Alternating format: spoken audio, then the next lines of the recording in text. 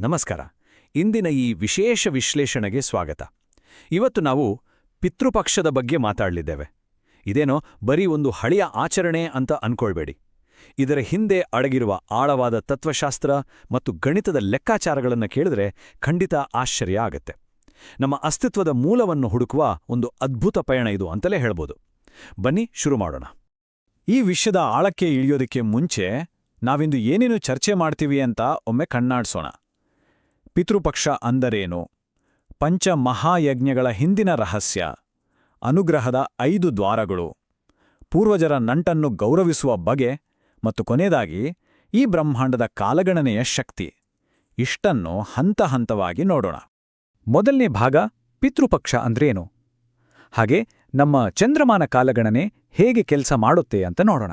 ನಮಗೆಲ್ಲ ಗೊತ್ತಿರೋ ಹಾಗೆ ನಮ್ಮ ಸಾಂಪ್ರದಾಯಿಕ ಚಂದ್ರಮಾನ ಕ್ಯಾಲೆಂಡರ್ನಲ್ಲಿ ಒಂದು ತಿಂಗಳಿಗೆ 15 ದಿನಗಳ 2 ಚಕ್ರಗಳಿರ್ತವೆ ಅಲ್ವಾ? ಹುಣ್ಣಿಮೆಗೆ ಮುಕ್ತಾಯವಾಗುವ ಆ 15 ದಿನಗಳನ್ನ ಶುಕ್ಲಪಕ್ಷ ಅಂತೀವಿ. ಹಾಗೆ ಅಮಾವಾಸ್ಯೆಗೆ ಕೊನೆಗೊಳ್ಳುವ ಭಾಗವನ್ನ ಕೃಷ್ಣ ಪಕ್ಷ ಅಂತ ಕರೀತೀವಿ. ಈ ಪಿತೃಪಕ್ಷ ಬರೋದು ಭಾದ್ರಪದ ಮಾಸದ ಕೃಷ್ಣ ಪಕ್ಷದಲ್ಲಿ. ಇದು ನೇರವಾಗಿ ಮಹಾಲಯ ಅಮಾವಾಸ್ಯೆಯಂದು ಮುಕ್ತಾಯವಾಗತ್ತೆ. ಬೆಳಕು ಮತ್ತು ಕತ್ತಲೆಯ ನೈಸರ್ಗಿಕ ಚಕ್ರವನ್ನು ಇದು ಎಷ್ಟು ಸುಂದರವಾಗಿ ತೋರಿಸುತ್ತೆ ಗಮನಿಸಿ. ಈಗ ಇಲ್ಲಿ 2 ಅನ್ನೋ ಸಂಖ್ಯೆ ಬಹಳ ಆಸಕ್ತಿದಾಯಕವಾಗಿದೆ. ಯಾಕೆ ಗೊತ್ತಾ? ಪಿತೃಪಕ್ಷಕ್ಕೆ ಇಷ್ಟೊಂದು ಮಹತ್ವ ಇರೋದಕ್ಕೆ 2 ಪ್ರತ್ಯೇಕ ಆದರೆ ಅತ್ಯಂತ ಬಲವಾದ ಕಾರಣಗಳಿವೆ. ಮೊದಲನೆಯದು ಪಂಚಮಹಾಯಜ್ಞಗಳಲ್ಲಿ ಇದಕ್ಕಿರುವ ಸ್ಥಾನ. ಎರಡನೆಯದು ಬ್ರಹ್ಮಾಂಡದ ಜೊತೆಗಿನ ಇದರ ವಿಶಿಷ್ಟವಾದ ಕಾಲಗಣನೆ. ಸರಿ, ಈಗ 2ನೇ ಭಾಗಕ್ಕೆ ಹೋಗೋಣ. ಅದೇ ಪಂಚಮಹಾಯಜ್ಞಗಳು ಅಂದರೆ ಕೇವಲ ನೇರ ಆರಾಧನೆಗಿಂತ ಇದು ಹೇಗೆ ಭಿನ್ನ ಅನ್ನೋದನ್ನ ಅರ್ಥ ಮಾಡ್ಕೊಳ್ಳೋಣ. ಸಾಮಾನ್ಯವಾಗಿ ಭಕ್ತಿ ಅಥವಾ ಪೂಜೆ ಅಂದ್ರೆ ನಾವು ಮೇಲೆ ಮುಖ ಮಾಡಿ ದೇವರನ್ನ ಪ್ರಾರ್ಥಿಸ್ತೀವಿ, ಹೌದಲ್ವಾ? ಆದರೆ ಮಹರ್ಷಿ ಸಂಸ್ಕೃತಿಯಲ್ಲಿ ಒಂದು ಅದ್ಭುತವಾದ ವಿಚಾರವಿದೆ. ದೇವರ ಅನುಗ್ರಹ ನಮ್ಮನ್ನ ಕಾಪಾಡೋದಕ್ಕೆ, ಪೋಷಣೆ ಮಾಡೋದಕ್ಕೆ ಕೇವಲ ಮೇಲಿಂದ ಬರೋದಿಲ್ಲ, ಬದಲಾಗಿ 5 ವಿಭಿನ್ನ ದ್ವಾರಗಳ ಮೂಲಕ ಅಥವಾ ಬಾಗಿಲುಗಳ ಮೂಲಕ ಹರಿದು ಬರುತ್ತೆ. ಆ 5 ದ್ವಾರಗಳನ್ನ ಗೌರವಿಸೋದನ್ನೇ ಪಂಚಮಹಾಯಜ್ಞ ಅಂತ ಕರೆಯೋದು. ಅಂದ್ರೆ ಭಕ್ತಿ ಅನ್ನೋದು ಬರೀ ಆಕಾಶ ನೋಡೋದಲ್ಲ, ನಮ್ಮ ಸುತ್ತಮುತ್ತಲಿನ ನಮ್ಮನ್ನ ಕಾಪಾಡುತ್ತಿರುವ ವ್ಯವಸ್ಥೆಗಳನ್ನ ಗುರುತಿಸೋದು ಕೂಡ ಹೌದು. ಇದಕ್ಕೊಂದು ಅದ್ಭುತವಾದ ಉದಾಹರಣೆ ಇಲ್ಲಿದೆ. ಕಣ್ತೆರೆದ ನವಜಾತ ಶಿಶುವೊಂದನ್ನ ಒಮ್ಮೆ ಗಮನಿಸಿ. ಯಾರೂ ಹೇಳಿಕೊಡದಿದ್ದರೂ ಆ ಮಗುವಿಗೆ ತಾಯಿಯ ಹಾಲನ್ನು ಹೇಗೆ ಕುಡಿಬೇಕು ಅನ್ನೋದು ಗೊತ್ತಿರುತ್ತೆ. ಮಗು ತಾನಾಗಿಯೇ ನೋಡಲು, ಅಳಲು ಕಲಿಯುತ್ತೆ. ಹೊರಗಿನವರ ಪ್ರಭಾವ ಏನೇ ಇದ್ರೂ ಅದರ ಒಳಗಿರುವ ಒಂದು ಸಹಜ ಪ್ರವೃತ್ತಿ ಅದನ್ನ ಮುನ್ನಡೆಸ್ತಿರುತ್ತೆ. ನಮ್ಮ ಕಣ್ಣಿಗೆ ಕಾಣದ ಯಾವುದೋ ಒಂದು ಆಂತರಿಕ ಶಕ್ತಿ ಜೀವಿಗಳನ್ನ ಯಾವಾಗಲೂ ಪ್ರೇರೇಪಿಸ್ತಿದೆ ಅನ್ನೋದಕ್ಕೆ ಇದಕ್ಕಿಂತ ದೊಡ್ಡ ಸಾಕ್ಷಿ ಬೇಕಾ? ಖಂಡಿತ ಇಲ್ಲ. ಹಾಗಾದ್ರೆ 3ನೇ ವಿಭಾಗದಲ್ಲಿ ಈ ಅನುಗ್ರಹದ 5 ಬಾಗಿಲುಗಳು ಅಥವಾ ದ್ವಾರಗಳು ಯಾವುವು ಅಂತ ಒಂದೊಂದಾಗಿ ನೋಡೋಣ. ಇಲ್ಲಿ ಗಮನಿಸಬೇಕಾದ ಅಂಶ ಅಂದ್ರೆ ಈ 5 ಯಜ್ಞಗಳು ಕೃತಜ್ಞತೆಯ ಒಂದು ಸಂಪೂರ್ಣ ವೃತ್ತವನ್ನೇ ಸೃಷ್ಟಿಸ್ತವೆ. ದೇವ, ಪಿತೃ, ಬ್ರಹ್ಮ, ಮನುಷ್ಯ ಮತ್ತು ಭೂತ ಯಜ್ಞಗಳು. ನಮ್ಮ ಬದುಕು ಸುಗಮವಾಗಿ ಸಾಗಬೇಕು ಅಂದ್ರೆ ಈ 5 ಶಕ್ತಿಗಳು ಒಟ್ಟಾಗಿ ಸಮಾನವಾಗಿ ಕೆಲಸ ಮಾಡಲೇಬೇಕು. ನಾವೆಲ್ಲರೂ ಈ ಬೃಹತ್ ಬ್ರಹ್ಮಾಂಡದ ಒಂದು ಸಣ್ಣ ಭಾಗ ಮಾತ್ರ ಅನ್ನೋ ಸತ್ಯವನ್ನ ಇದು ಪದೇ ಪದೇ ನೆನಪಿಸುತ್ತೆ. ಇದನ್ನ ಸ್ವಲ್ಪ ಬಿಡಿಸಿ ಹೇಳಬೇಕು ಅಂದ್ರೆ, ದೇವಯಜ್ಞ ಅಂದ್ರೆ ನಮ್ಮೊಳಗಿನ ಇಂದ್ರಿಯಗಳನ್ನ, ಮನಸ್ಸನ್ನು ಪ್ರೇರೇಪಿಸುವ ಆಂತರಿಕ ಶಕ್ತಿಗಳಿಗೆ ಸಲ್ಲಿಸುವ ಕೃತಜ್ಞತೆ. ಇನ್ನು ಬ್ರಹ್ಮಯಜ್ಞ ಅಂದ್ರೆ ನಮ್ಗೆ ಜ್ಞಾನದ ಬೆಳಕನ್ನು ನೀಡಿದ ಋಷಿ ಮುನಿಗಳನ್ನು, ಗುರುಗಳನ್ನು ಸ್ಮರಿಸುವುದು. ಹಾಗೆ ಭೂತಯಜ್ಞ ನಮ್ಮನ್ನ ಪ್ರತಿದಿನ ಪೋಷಿಸ್ತಿರುವ ಈ ಪ್ರಕೃತಿ, ಗಿಡಮರ, ಪಶುಪಕ್ಷಿಗಳಿಗೆ ಕೃತಜ್ಞತೆ ಸಲ್ಲಿಸೋದು.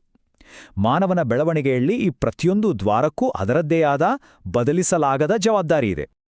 ಹಾಗೆ ಇದು ಮನುಷ್ಯ ಯಜ್ಞದ ಮಹತ್ವವನ್ನು ಕೂಡ ಅದ್ಭುತವಾಗಿ ತಿಳಿಸುತ್ತೆ. ನಾವೊಂದು ಹೊತ್ತು ಊಟ ಮಾಡಬೇಕಾದ್ರೂ, ಇರ್ಲಿಕ್ಕೊಂದು ಮನೆ ಕಟ್ಕೊಳ್ಬೇಕಾದ್ರೂ ಅಥವಾ ಹಾಕ್ಕೊಳ್ಳೋ ಬಟ್ಟೆಗಾದ್ರೂ ಅದೆಷ್ಟೋ ಅಪರಿಚಿತ ಮನುಷ್ಯರ ಪರಿಶ್ರಮ ಇರುತ್ತೆ ಅಲ್ವಾ? ನಮ್ಮ ದೈನಂದಿನ ಬದುಕು ಸಮಾಜದ ಇತರರ ಅಗೋಚರ ಶ್ರಮದ ಮೇಲೆ ಸಂಪೂರ್ಣವಾಗಿ ಅವಲಂಬಿತವಾಗಿದೆ. ಹಾಗಾಗಿಯೇ ಅತಿಥಿ ಸತ್ಕಾರದ ಮೂಲಕ, ಪರಸ್ಪರ ಸಹಾಯದ ಮೂಲಕ ಇತರರನ್ನ ಗೌರವಿಸುವುದು ಮನುಷ್ಯ ಯಜ್ಞದ ಅತಿಮುಖ್ಯ ಭಾಗ. ಬನ್ನಿ ಈಗ 4ನೇ ವಿಭಾಗಕ್ಕೆ ಹೋಗೋಣ. ಪೂರ್ವಜರ ಸಂಬಂಧವನ್ನು ಗೌರವಿಸುವ ಪಿತೃಯಜ್ಞ. ಈ 15 ದಿನಗಳ ಅವಧಿಗೆ ಕಾರಣವಾದ ಆ ನಿರ್ದಿಷ್ಟ ದ್ವಾರದತ್ತ ಈಗ ಗಮನಹರಿಸೋಣ.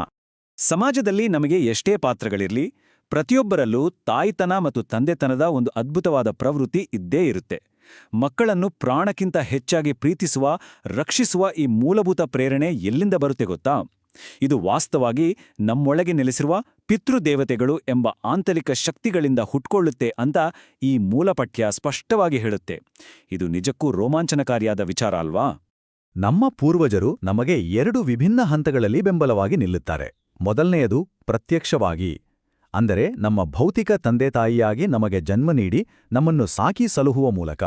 ಎರಡನೆಯದು ಪರೋಕ್ಷವಾಗಿ, ನಮ್ಮ ದೇಹದೊಳಗೆ ಶಕ್ತಿ ರೂಪದಲ್ಲಿದ್ದು ನಮ್ಮ ರಕ್ಷಣಾ ಪ್ರವೃತ್ತಿಗಳಿಗೆ ಹೆಜ್ಜೆ ಹೆಜ್ಜೆಗೂ ಮಾರ್ಗದರ್ಶನ ನೀಡುವ ಮೂಲಕ.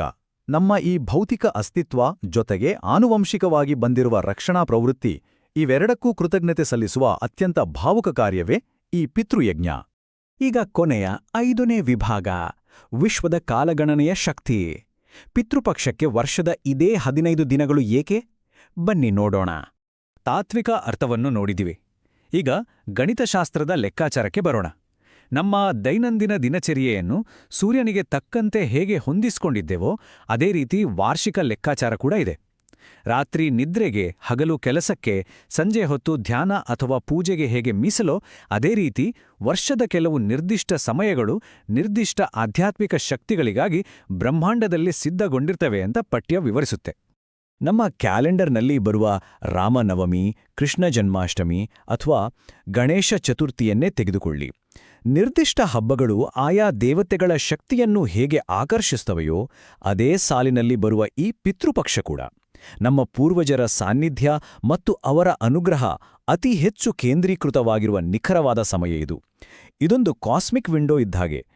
ಹೀಗಾಗಿ ಬ್ರಹ್ಮಾಂಡದ ಶಕ್ತಿಗಳು ಒಗ್ಗೂಡುವ ಈ ನಿರ್ದಿಷ್ಟ ಅವಧಿಯಲ್ಲಿ ಪಿತೃಯಜ್ಞವನ್ನು ಆಚರಿಸುವುದರಿಂದ ಬೇರೆ ಸಾಮಾನ್ಯ ದಿನಗಳಿಗಿಂತ 100 ಮಡಿ ಹೆಚ್ಚಿನ ವಿಶೇಷವಾದ ಫಲಿತಾಂಶಗಳು ಸಿಗ್ತವೆ.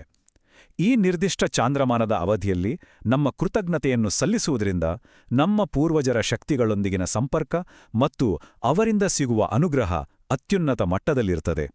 ಇಂದಿನ ಈ ವಿಶ್ಲೇಷಣೆಯ ಕೊನೆಯ ಘಟ್ಟಕ್ಕೆ ಬಂದಿದ್ದೇವೆ.